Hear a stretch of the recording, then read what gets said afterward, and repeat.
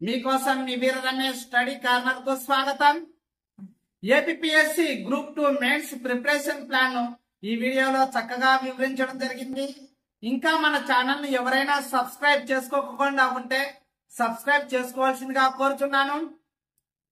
మొట్టమొదటిగా APSC group 2 mains syllabus ను xerox చేసుకొని మీ దగ్గర ఉంచుకోండి. అలాగే యూపీఎస్సి ప్రీవియస్ క్వశ్చన్ పేపర్స్ ను టాపిక్ వైజ్ చదవండి.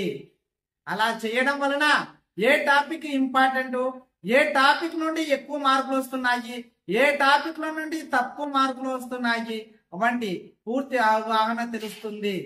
ఎందుకంటే ఈ మధ్యన ఏపీఎస్సి ఎగ్జామ్స్ అన్ని యూపీఎస్సి తరహాలో అడగడం జరుగుతుంది. కాబట్టి యూపీఎస్సి ప్రీవియస్ క్వశ్చన్ పేపర్స్ ఒకసారి చదవండి. తర్వాత మనము టాపిక్ వైజ్ వస్తే ఏపీ హిస్టరీ మొట్టమొదటిది.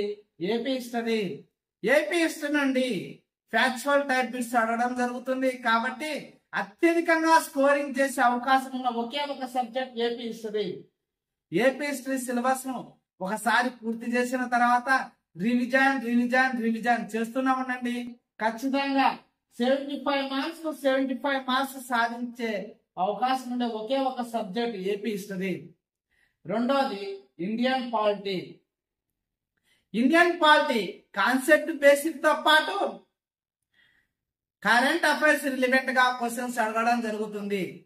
మొన్న గ్రూప్ 2 ప్రిలిమ్స్ లో సోషియాలజీలో అన్ని బిట్లు కరెంట్ అఫైర్స్ రిలివెంట్ గానే ఉండడం జరిగింది.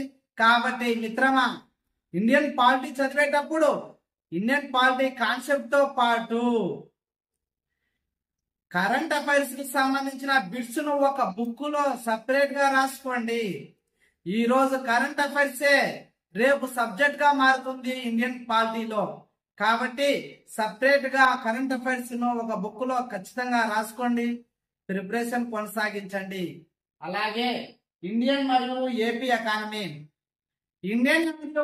ఎకానమీలో కాన్సెప్ట్ తో పాటు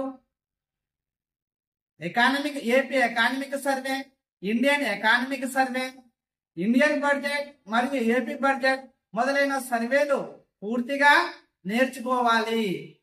అలాగే last topic science and technology చదివేటప్పుడు కాన్సెప్ట్ తో పాటు అండర్స్టాండ్ చేసుకోవాలి. ఆ అండర్స్టాండింగ్ మరియు అప్లికేషన్ టైప్ లో చూసుకోవాలి. మనం ఏదైతే సిలబస్ లో ఉందో ఆ సిలబస్ ప్రకారం మనం సబ్జెక్టు చదివిన తర్వాత ఆ సిలబస్ పరంగా ఏదన్నా కొత్తగా రీసెంట్ గా కరెంట్ అఫైర్స్, ఆ సిలబస్ కు రిలవెంట్ గా ఉండే కరెంట్ అఫైర్స్ ను ఖచ్చితంగా చదవాలి. ఆ కరెంట్ అఫైర్స్ ను మనము నోట్బుక్ లో ఎంటర్ చేసుకోవాలి. ఈ విధంగా చేయడం వలన ఏపీఎస్సి గ్రూప్ 2 మెయిన్స్ లో ఖచ్చితంగా విజయం సాధిస్తారు. కాబట్టి మిత్రమా, ప్రతి ఒక్కరూ ఈ ప్రిపరేషన్ ప్లాన్ కొనసాగించి విజయం సాధించాలని కోరుకుంటున్నాను.